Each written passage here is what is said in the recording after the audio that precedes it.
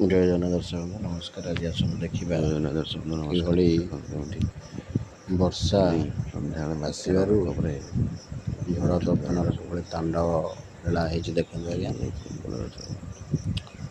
ବର୍ଷା ଟିକେ ହୋଇ ଛାଡ଼ିଗଲା, କିନ୍ତୁ ପବନର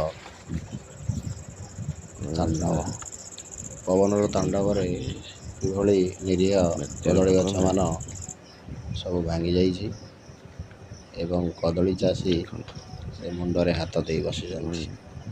ଦେଖନ୍ତୁ ପ୍ରାୟତଃ 8ରୁ 10 ଗଛର କଦଳୀ କାନ୍ଦି ଭାଙ୍ଗି ଯାଇଛି, ଯାହାକି କଦଳୀ କାନ୍ଦି ଗୁଡ଼ିକ ଅଧା ହେଇଥିଲା।